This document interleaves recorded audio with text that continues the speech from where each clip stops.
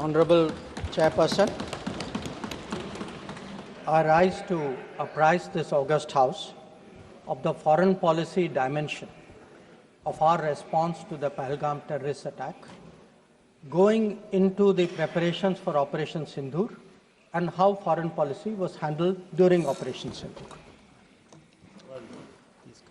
As all the honorable members would appreciate, it was important to send a clear, strong and resolute message after the Pahalgam attack.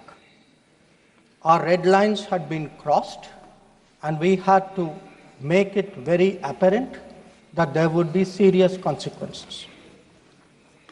As a result, the first step which was taken was that a meeting of the Cabinet Committee of Security took place on the 23rd of April, and that meeting decided that one, the Indus Waters Treaty of 1960 will be held in abeyance with immediate effect until Pakistan credibly and irrevocably abjures its support for cross-border terrorism.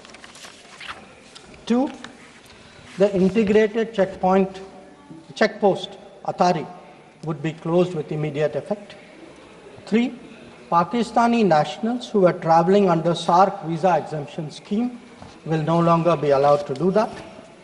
Four, the defense, naval and air advisors of the Pakistani High Commission would be declared persona non grata. And five, the overall strength of the High Commission would be brought down to 30 from the number of 55. It was very clear, Honorable Speaker, sir, that after this first set of steps approved by the Cabinet Committee on Security, that India's response to the Pahalgam attack will not stop there. Our task, from a diplomatic perspective, from a foreign policy approach, was to shape the global understanding of the Pahalgam attack. What we tried to do was to bring out to the international community Pakistan's long-standing use of cross-border terrorism. We highlighted the history of terrorism in Pakistan and how this particular attack was meant to target the economy of Jammu and Kashmir and to sow communal discord among the people of India. Our messages were two. One, zero tolerance of terrorism, and two, the right to defend our people against terrorism.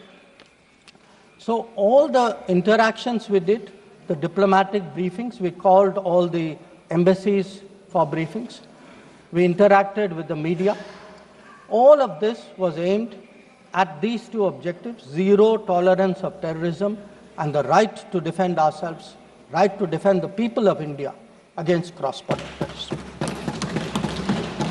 Now, the focus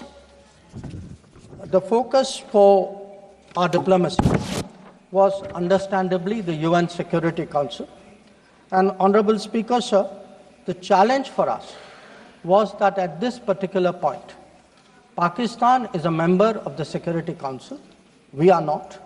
So we had to achieve our objectives in a Security Council where Pakistan is a member. Now, our goals in the Security Council were two. One, to get an endorsement from the Security Council of the need for accountability, and two, to bring to justice those who perpetrated this attack. And I am glad to say, Speaker, sir, and I hope that this is appreciated and recognized by the House. If you look at the Security Council statement of 25 April, the members of the Security Council condemned in the strongest terms the terrorist attack. They affirmed terrorism in all its forms and manifestations constitute one of the most serious threats to international peace and security. And most important, the Council underlined the need to hold the perpetrators, organizers, financiers, and sponsors of this reprehensible act of terrorism accountable and bring them to justice. I highlight this, Speaker, sir, because This statement of the UN Security Council resonated throughout the international community. So when many honorable members asked today, where was the world on Pahalgam? I think the answer is there. The answer is there in a Security Council statement which says hold them accountable, bring them to justice, and that is exactly what we did through Operation Sindoor. Now, I also want, Honorable Speaker, sir, through you, to bring to the attention of the House a very interesting development pertaining to the TRF, the Resistance Front.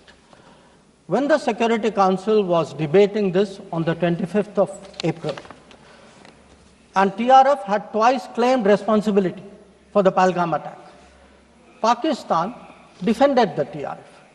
Pakistan tried to get any mention of TRF excluded, and in fact the Pakistani Foreign Minister told his parliament that this is a great diplomatic achievement. Now, I mention it because today, again, thanks to our diplomacy, the TRF has been designated as a global terrorist organization by the US government, and the same Pakistani Foreign Minister who took so much pride saying, I defended the TRF, says, well, now if the US has done this, we accept it. So that is where the Security Council issue stood. If I could then, sir, move on to the diplomacy from 25th of April till the commencement of Operation Sindoor. During this period, there were obviously a number of phone calls, a number of conversations. At my level, there were 27 calls. At Prime Minister, I think almost 20 calls. About 35, 40 letters of support came in. And what we tried to do was to create a narrative, prepare the diplomacy for the launch of Operation Sindoor. And the result of that diplomacy, Honorable Speaker, sir, there are 193 nations of the members of the United Nations. 193. Only 3, apart from Pakistan, opposed Operation Sindoor. Only 3. If you look through this period, and I would be very happy to share with the House the exact positions of various governments, overwhelmingly, there was recognition that terrorism is unacceptable, that a country which has been attacked has a right to defend itself, and that India was doing exactly that. Now, when Operation Sindoor was launched, we spelled out our objectives. There was a statement, Honorable Raksha Mantri ji referred to it in his statement, where we put out for the benefit of our own people, for the international community, that Operation Sindoor was hitting the terrorist infrastructure in Pakistan and Pakistan-occupied Jammu and Kashmir, from where terrorist attacks had been planned and launched.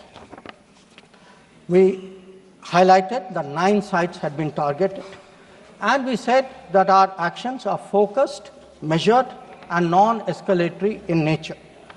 And we were living up to the commitment that those responsible for this attack will be held accountable. This was the commitment which was endorsed by the UN Security Council, thanks to our diplomacy. It was a commitment made by the Prime Minister to the people of India that we would hit those symbols, those sites, those planning places.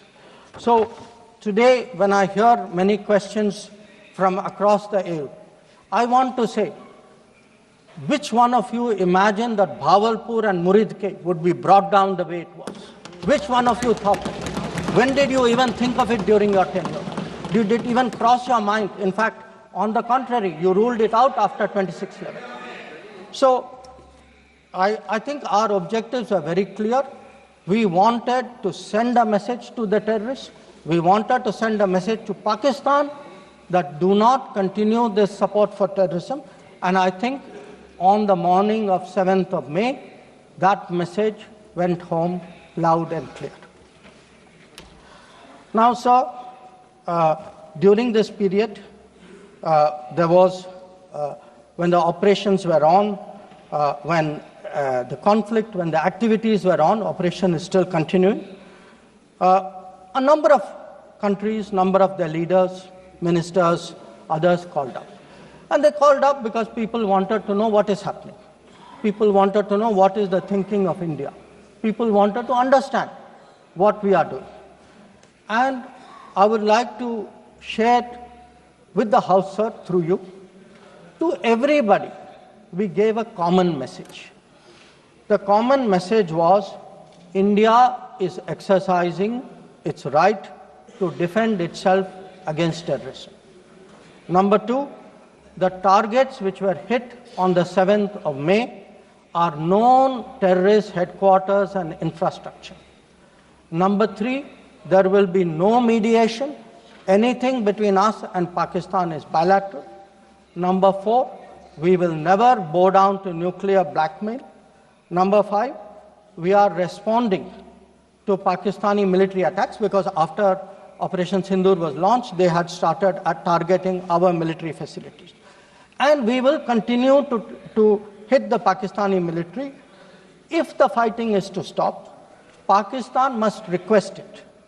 And that request must come through the designated channel of DGMOs.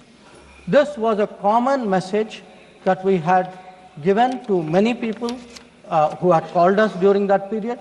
Our position was very, very clear in how we were approaching the progress of Operation Sindoor.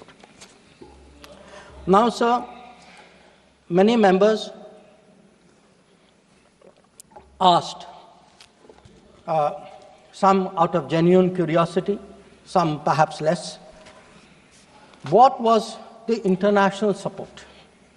How much international understanding was there of India's position? I would like to share with you a sample. So let me start with countries who are known to be partners of India. Quad. Quad gave a statement which says, the Quad unequivocally condemns all acts of terrorism and violent extremism in all its forms and manifestations, including cross-border terrorism. We condemn in strongest terms the terrorist attacks in Pahalgam on 22 April and call for perpetrators, organizers and financiers of this reprehensible act to be brought to justice without any delay. Now, sir, this is the Quad. Now, let us look at a different grouping, BRICS. Now, BRICS has China as a member, Russia as a member, it has Iran as a member, Brazil, South Africa, Egypt. BRICS also condemned the April 22 attack. It reaffirmed its commitment to combating terrorism, again including cross-border terrorism. Now, I would like members of this House to understand, if India is attacked, if there is a terrorist attack on India and a country says we condemn cross-border terrorism, I think it is obvious to everybody what that cross-border terrorism is. So, I then move on, sir, to the Central Asia.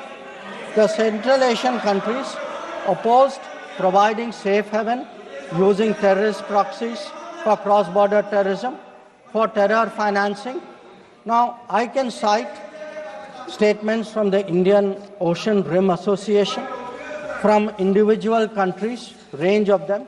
President Putin, for example, has said, he wrote to our president and said this brutal crime has no justification whatsoever and its perpetrators will face a deserved punishment. The president of Paraguay has said that he expresses solidarity and recognized India's legitimate right to self-defense. So the main point, the common thread, sir, which I would like to bring out is that number one, cross-border terrorism across the board has been recognized, all forms and manifestations, opposition to condemnation of Pahalgam terrorist attack, and the right of India to bring people to justice. Now, sir, in addition to that, I would particularly like to mention 2 or 3 other developments. One, the American designation of TRF. On the 17th of July, the Department of State designated TRF as a foreign terrorist organization and a specially designated global terrorist. Now, this comes in the wake of the extradition of Tahawur Rana, who was involved in the 26/11 attack. And when people ask today, how successful is your foreign policy? Where is your diplomacy? I want to say that Tahawur Rana, which many of you tried for so long to get, is finally here because of us.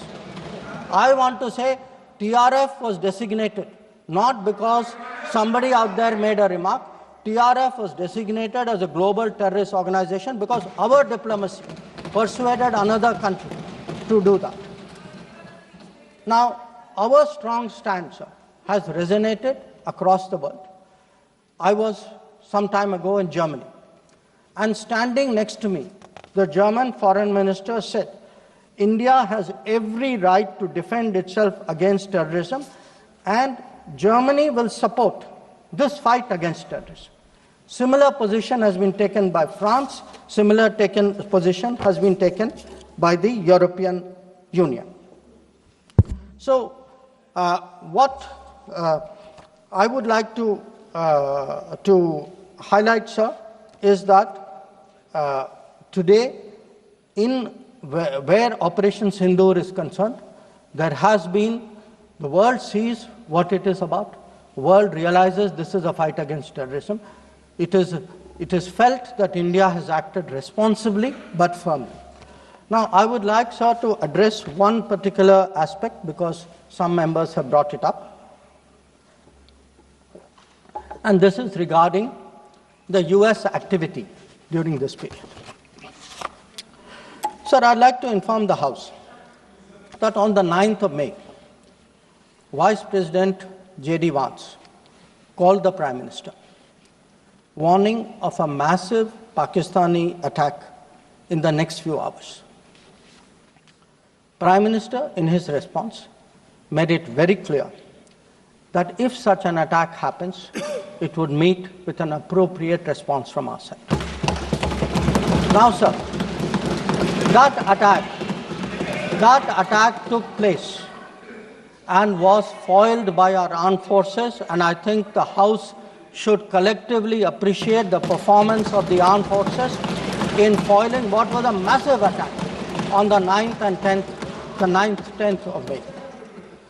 Now, our response, which the Prime Minister promised, was delivered, and it was delivered with devastating effect. I don't have to say anything. Every member has seen satellite pictures of Pakistani airfields. You can see from the state of those airfields, which shown by the pictures, what was our answer. Now, on the 10th of May, we received phone calls sharing the impression of other countries that Pakistan was ready to cease the fighting. Our position was, if Pakistan was ready, we needed to get this as a request from the Pakistani side through the DGMO channel. That is exactly how that request came. Now, I want to make two things very clear, sir. One, at no stage in any conversation with the United States was there any linkage with trade and what was going on. Secondly, there was, please listen. Secondly, there was no call between the Prime Minister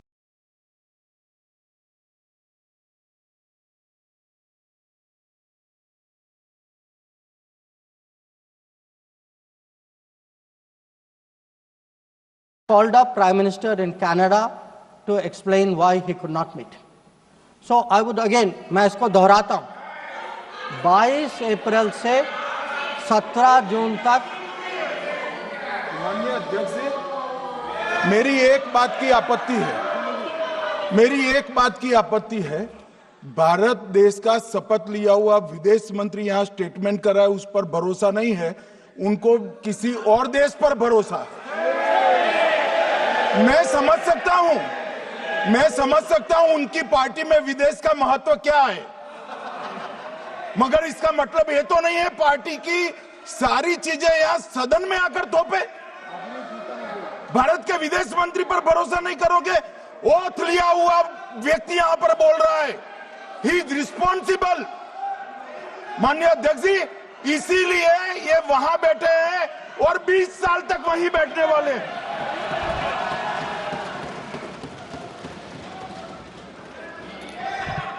Honorable Speaker, sir, in the course of the debate today, some points were made by members of the opposition. I would like to respond to some of them. We were asked, why did you stop at this time? Why did you not go further? Please see who's asking this question. This question is being asked by people who, after 26/11, felt that the best action was inaction. Now, I would like, sir, to read out, because one member said, nowadays BJP members like reading from books. You get the truth in books. Sometimes you don't like what we read in books. So let me read out, sir, two excerpts from a book by the National Security Advisor of the UPA government. After 26/11, a chapter, this is a book called Choices. He says, on sober reflection and in hindsight, I now believe the decision not to retaliate militarily, but to concentrate on diplomatic, covert and other means was the right one for that time and place. This is what he says. But did he even do that? Because 26/11 happened in November of 2008. What was the reaction? The reaction was Sharm el-Sheikh. Was that diplomatic? Was it covert? Was it military? Now, what did Sharm el-Sheikh do? In Sharm el-Sheikh, the then government and the Pakistani Prime Minister agreed terrorism is a main threat to both countries. Now, today, sir, people are saying, America is hyphenating you, Russia is hyphenating you. That is what I heard Deepinder Huda ji say. Hello, you are hyphenating yourself. I mean, you did not need a foreign country to say, please link India to Pakistan.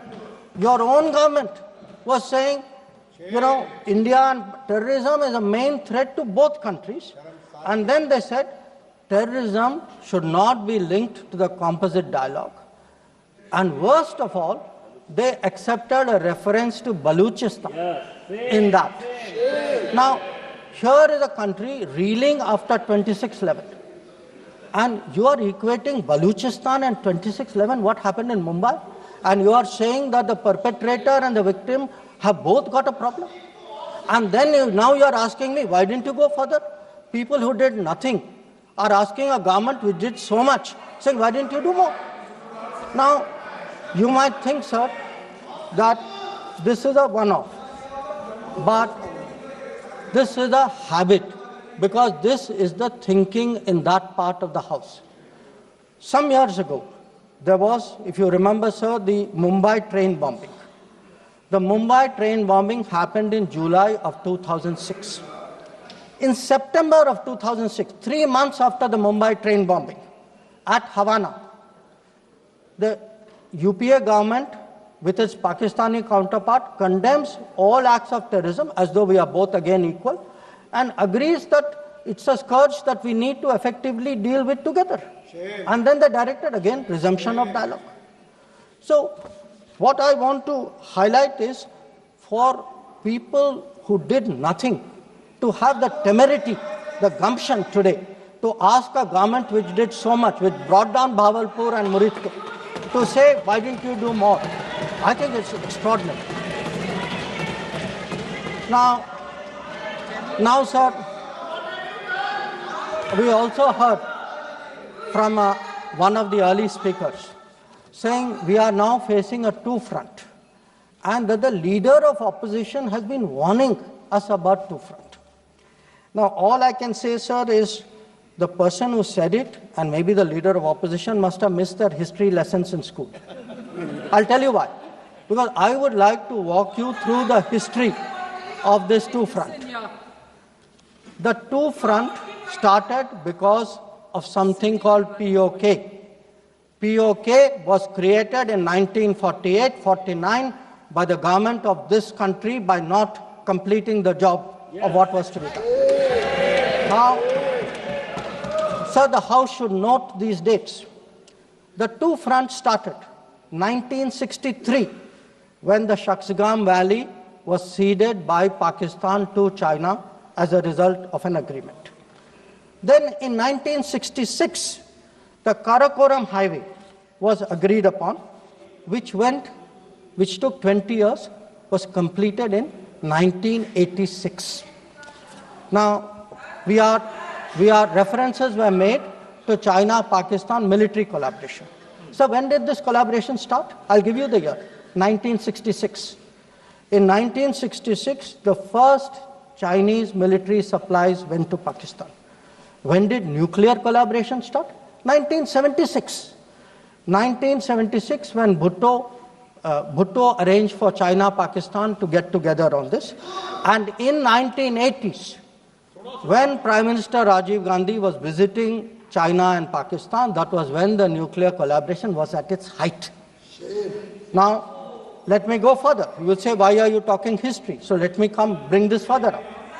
2005, Pakistan-China Treaty of Friendship and Cooperation. 2006, Pakistan-China Free Trade Agreement. 2013, handing over of Gwadar to China, Gwadar port to China. May 2013, announcement of China-Pakistan Economic Corridor.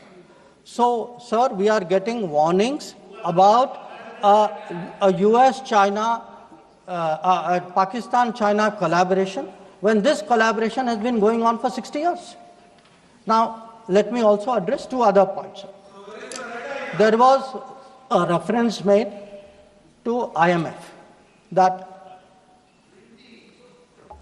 why did you not stop? Why did you not stop? आपने सवाल उठाया तो जवाब भी सुनना पड़ेगा. आपने उठाया ना, आपके उपनेता ने उठाया, आपने सुनो जवाब. अब जैसे सवाल करोगे वैसे जवाब सुनने पड़ेंगे. Sir, the IMF loan which was given was approved in September 2024. It was an extended fund facility of $7 billion. Now, sir, the House should know, Pakistan is a serial borrower from the IMF. I think 16 or 17 times they have taken IMF package. Now, very interesting comparison, sir. In 2008, Pakistan got a standby arrangement of $9.70 billion. In 2013, it got another one of $5.9 billion. So, the very people who are concerned today at a 7 billion package should remember a 15 billion package went through for Pakistan during that tenure. Now, reference was made, sir, to FATF. I want to say the longest period that Pakistan has been under FATF grey list has been under the tenure of the Modi government. During the Modi government, from 2018 to 2022, 1,576 days, Pakistan was in the grey list. Yes, they were in the grey list earlier also. I am not denying that. It was for a shorter period.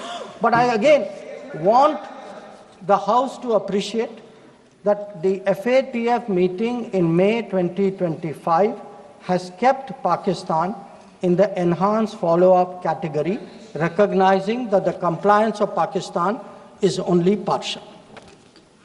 Now, sir, so much for Pakistan. Some members also raised issues pertaining to China. So I would like to spend a few minutes on that. So I would first like the House to appreciate, because today we are getting these lectures saying China is a great danger, China, Pakistan are together, we are warning you. So what does the Congress party really think about China? Don't go by what they say. Let us see what they did. In 2005, China was designated as a strategic partner during Prime Minister Wen Jiabao's visit to India. Strategic partner. And there is a concept, very famous concept called Chindia, sir, a belief that China and India have common interest. And the main proponent of Chindia is the party spokesman of the people opposite. Now, some mention was made about visits, including my visit. Yes, I went to China. I went to China to make our position very clear about de-escalation, about trade restrictions, and about terrorism. I did not go to China for the Olympics. I did not go to China for secret agreements. I did not go.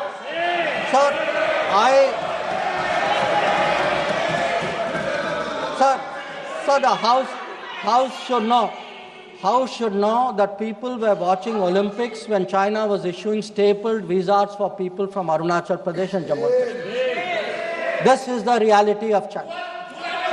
Now, let me really tell you, sir, how is the relationship with China. Some years ago, विदेश मंत्री जी को संरक्षण देना चाहिए. उनके speaker जब बोल रहे थे, हम पूरे धैर्य से सुने. मैं बताऊंगा कितनी असत्य बातें बोली गई कल, परंतु फिर भी असत्य को भी हम हलाहल समझकर पी गए. अब ये सत्य भी नहीं सुन पाते हैं. माननीय अध्यक्ष जी, मुझे लगता है आपको प्रोटेक्शन देना चाहिए.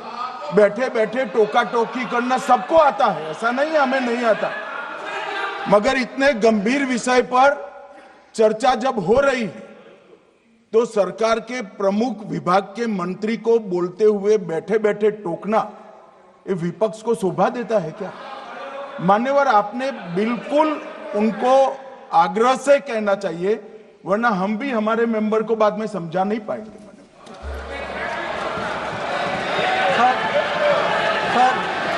We heard today a lot about what was supposed to be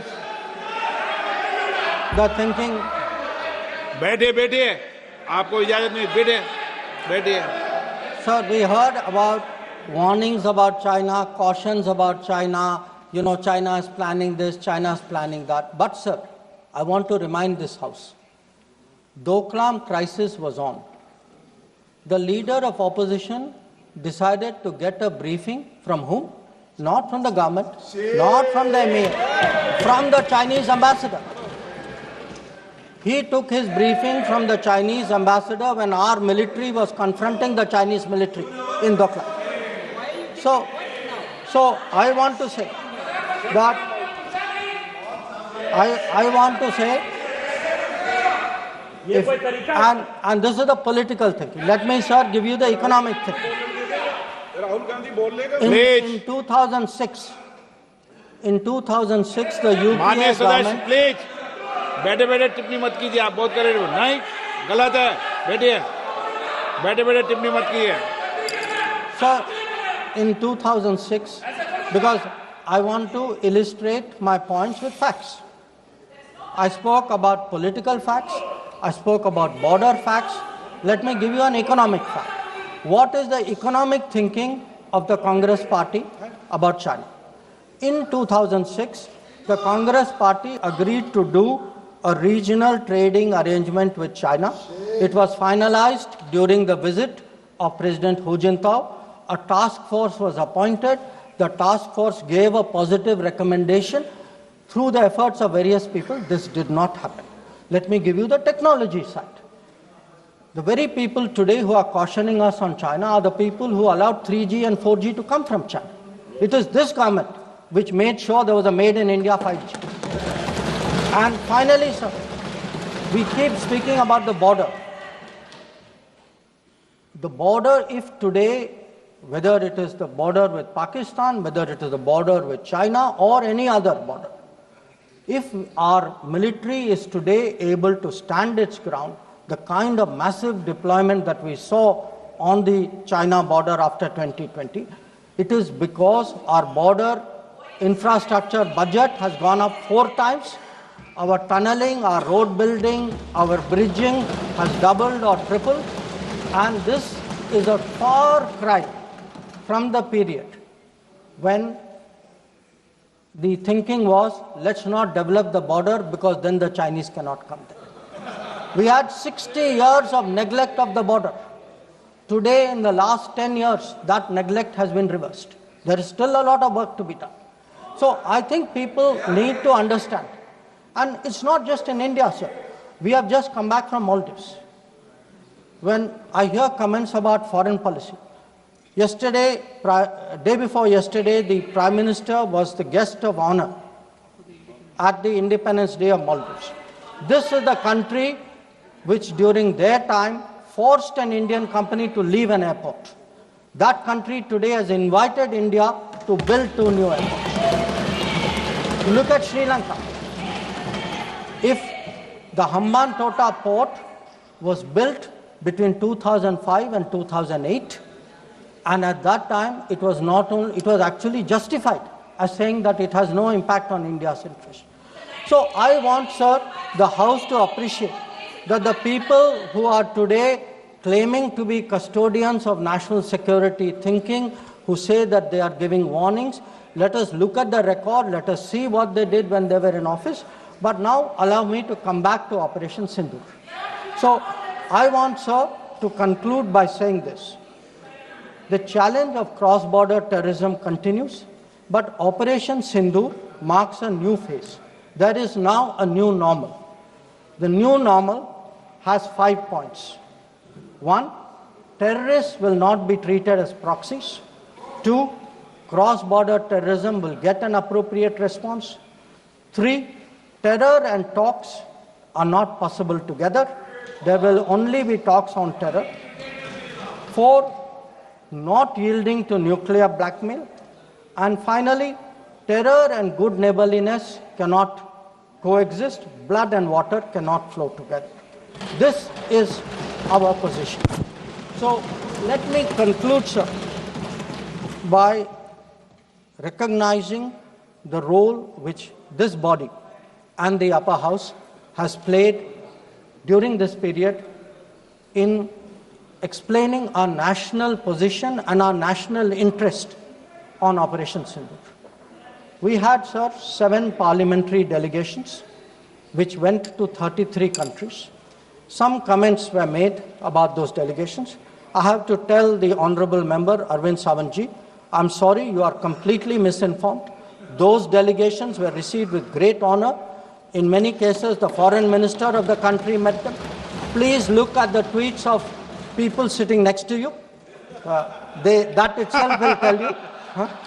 And इनके बगल वालों से पूछ ले वे जानकारी. Sir, these 7 delegations, the delegation led by Ravi Shankar Prasad ji, by Shashi Tharoor ji, by Baijan Panda ji, by Sanjay Kumar Jha ji, by Kanimori ji, by Supriya Sule ji, and by Shrikant Eknath Shinde ji.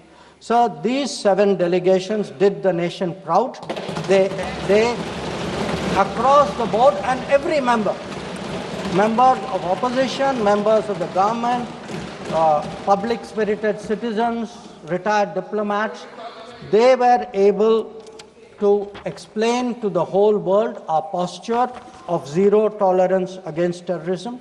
So I would like, sir, to end my remarks with the hope that on an issue as important as this struggle against terrorism, we can only succeed in ensuring zero tolerance against terrorism if we have a united voice in this country against terrorism. There must not be any division of opinion on this matter. The way the parliamentary delegations behaved abroad, I hope the same solidarity will permeate the proceedings of the House. I thank you.